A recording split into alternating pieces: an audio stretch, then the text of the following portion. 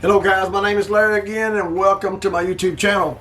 If you're following me, maybe you was jumped in from one of my other videos, and we just started creating videos helping veterans out there on the House bills, disability claims, veterans disability, just name it, anything to do with the VA that we can pass on information to, we're going to pass this on to you.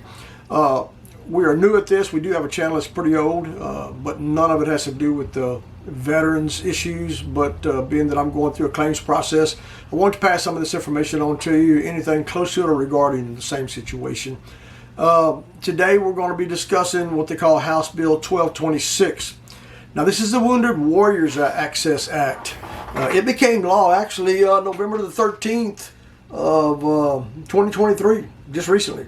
And the sponsorship for by party was actually 33% Democrats and 67% Republicans.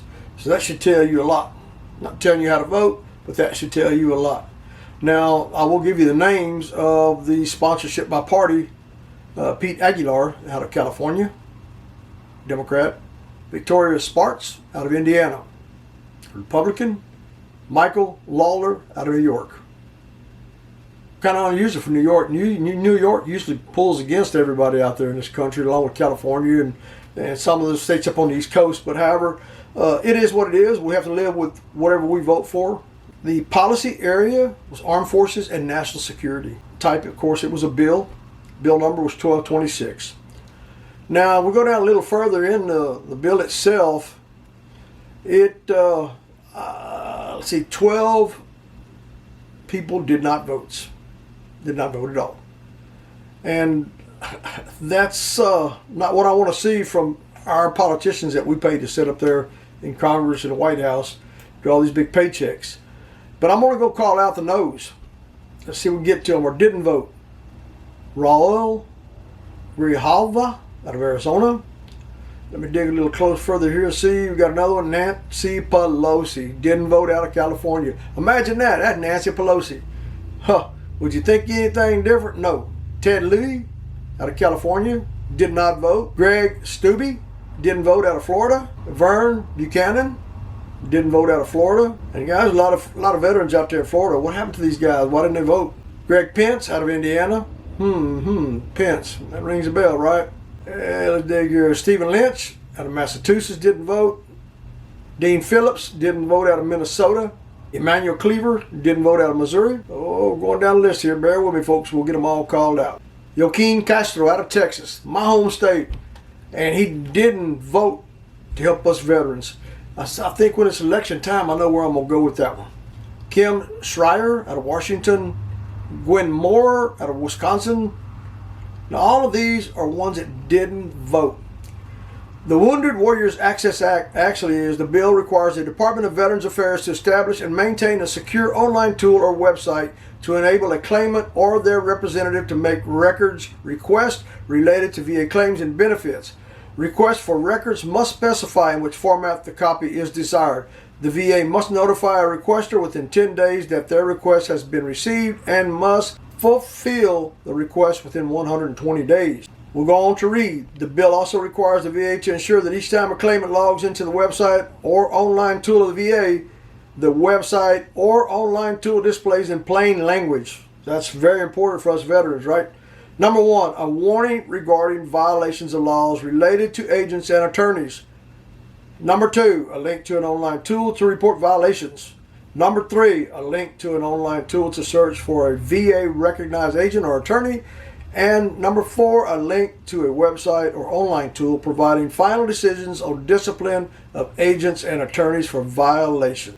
All right, that's pretty much, I believe, for it. Oh, let me go back. Let me jump back here a little bit. Now, this was actually started in February 28th of 23. It was introduced to the House. And if you go, it goes through a couple other steps here. March the 7th, it considered under suspension of the rules, consideration CRH 1127-1128. And I'm going to skip a few other ones. I'm going to go to March the 7th. It is passed, agreed to in the House on motion to suspend the rules and pass the bill. As amended, agreed to by the yeas and nays. 2-3 required. And then I'm going to continue to go all the way up into November.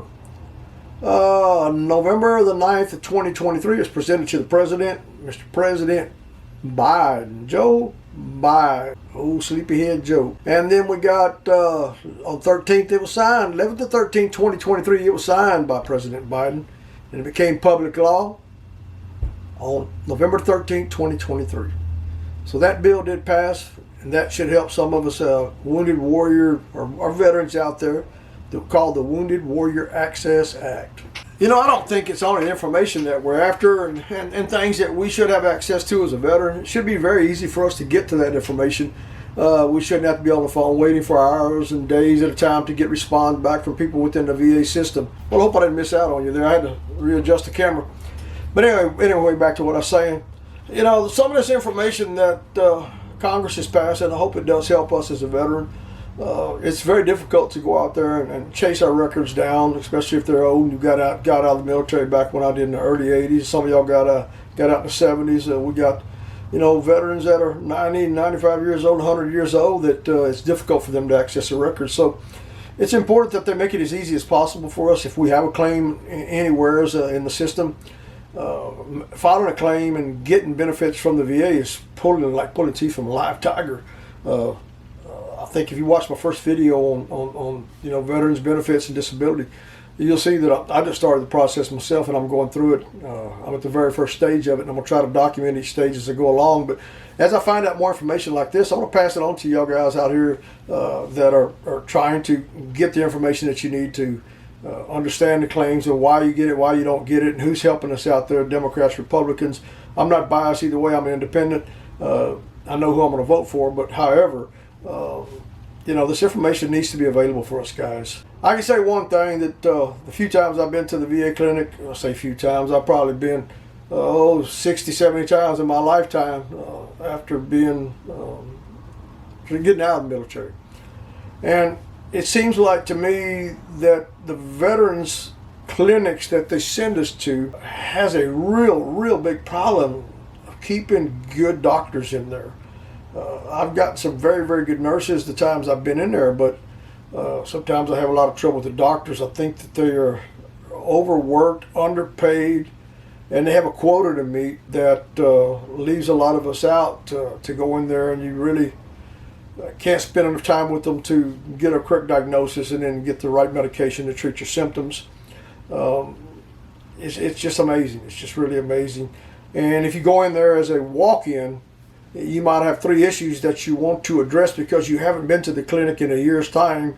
So you might have 3 issues. It's kind of like saving up your pennies to make $1. You got them 3 issues. You get into the clinic and you're trying to get help with them, but they tell you you can only work with 1 item at a time. So if you go in there with, say, something in your eye and you can't hear out of this ear, and you got, you know, something over here on his jaw, it's only one thing that they're going to look at. That's kind of crazy. Because in my personal opinion, what you're doing is you're burning up a lot of time there by having multiple trips to the clinic, creating extra paperwork for no reason at all. So why is it that they don't do a better job of, say, for instance, instead of rushing you in there like cattle in a cattle ring, you know, have you say, well, you're going to address this one issue. If you've got a problem with the eye, let's take care of it. But the other 2, you need to come in and as a walk-in 2 different days. So you got 3 different trips to resolve 3 different problems. I don't quite understand it. But enough of the rambling on, guys. Stick around. I'm going to try to put out more information as I understand how this stuff works a little bit more in detail. I'm going to try to gather as much information as I can. I'm going to learn more and more about these House bills that are passed. I want to pass that information on to y'all. Hopefully you'll learn from it, and hopefully you'll benefit from it. Hopefully it'll make your life a little bit easier. If I passed on anything that you feel is helpful, we ask that you hit the thumbs up, like and subscribe. We'll get better at making these videos. We're an old fart, and part of our disability was speech problems due to a massive problem over here on the back of our neck and loss of vision and hearing on this side. So bear with me. I'm doing the best I can. We'll get you some of the information that we hope will help you. Again, thumbs up, like, and subscribe. Give us your opinion. If down in the comments down below, if there's something you want us to discuss or want us to help you find out about, If you've got any questions about a topic, if I don't know it, I'll find it for you, and I'll post them down in the comments down below in the description. Post your comments. See you in the next video. Thanks for watching.